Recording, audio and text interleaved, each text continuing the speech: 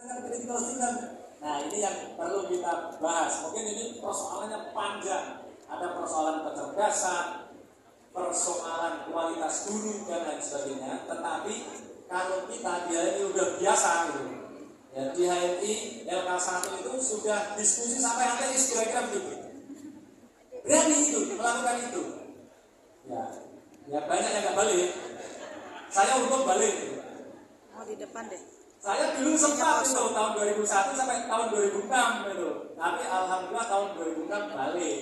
Maka kemudian bikin pesantren itu karena latar belakangnya adalah loh, kalau saya aja bisa ateis, kenapa yang lain? Mungkin yang lain malah bisa lebih parah lagi dan nggak balik gitu kira-kira. Nah, bapak-bapak dan ibu-ibu tadi, kita melakukan critical thinking dan ternyata luar biasa.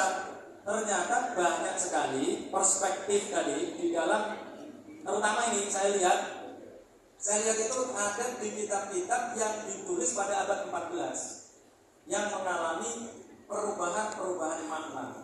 Misalnya tadi itu, misalnya ini yang paling gampang ya, tapi mungkin agak sulit diikuti yang ini. Di dalam surat Yusuf itu ada ayat begini. Inna anzalnahu Qur'anan Arabiyyan la'allakum ta'qilun. Sesungguhnya kami menurunkannya dalam, nah ini agak repot ini kalau menggunakan terjemahan bahasa Arab. Padahal mestinya artinya bukan bahasa Arab. Qur'anan Arabiyyan itu artinya adalah ungkapan yang bergaya sastra Arab. Seperti tadi itu, wal asr innal insana lafi khusr. Bukan yang berbahasa Arab, Qur'anan Arabiyyan. La'allakum ta'qilun, agar kalian mikir. Nah, masalahnya di tafsir Jalalain itu hanya ditafsirkan dengan tafqahuna ma'aniyahu, agar kalian memahami makna-maknanya. Padahal kalau kita kaji Al-Quran secara keseluruhan, maksudnya tidak begitu, agar kalian paham bahwa Muhammad mendapatkan Al-Quran ini dari Allah Subhanahu wa Ta'ala melalui malaikat Jibril.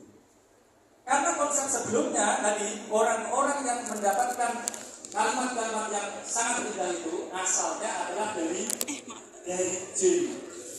Nah, maka bapak-bapak dan ibu-ibu, ini nanti agak beda lagi jadinya. Iqra itu kemudian diartikan dengan membaca. Ini kemudian saya menganalisa ya. Iqra diartikan dengan membaca itu kesalahannya sangat fatal. Kenapa kok fatal? Diartikan dengan membaca. Karena Nabi Muhammad pada saat mendapatkan wahyu yang pertama pada malam hari atau siang hari? Malam hari. Sudah ada listrik atau belum?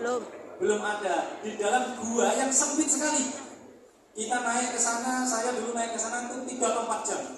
Tinggi dan sempit sekali. Tapi kemudian Iqra diartikan dengan bacalah, seolah-olah Nabi Muhammad disuruh untuk membaca. Yang kemudian kita mengatakan pada saat sekarang bahwa kita harus bisa membaca. Nah, itu tidak sesuai dengan konteks. Karena sudah diingatkan sama Bang Mukhlis Ali, maka segera kita akhiri.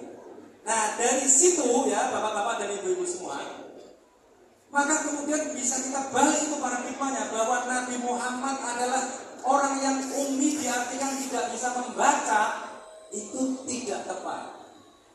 Ternyata juga ada ilmuwan-ilmuwan tafsir, tapi tidak terkenal di Indonesia, yang mengatakan bahwa Iqra atau qiraah itu artinya bukan membaca teks, tetapi Iqra itu adalah berdeklamasilah, membacalah. Membaca itu seperti saya nanti minta Bang Asep lagi, misalnya Bang Asep baca surat Al-Fatihah misalnya, dia tidak perlu untuk membaca teks, itu tidak perlu, tapi cukup melantunkan.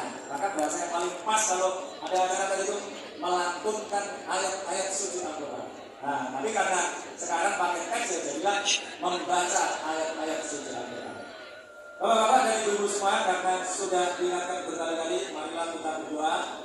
Semoga tadi pertemuan kita membuat kita makin semangat membaca Al-Quran dan kemudian mendorong anak-anaknya, cucu-cucunya, sehingga nanti generasi kedua yang sekarang ini nanti menjadi generasi yang muslim intelektual profesional. Amin.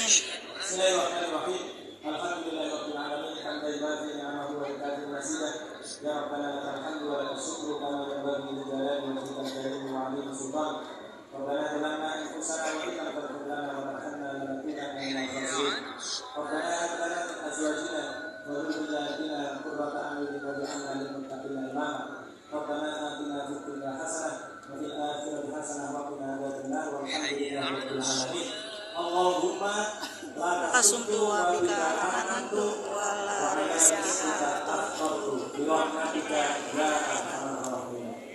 Wassalamualaikum warahmatullahi wabarakatuh.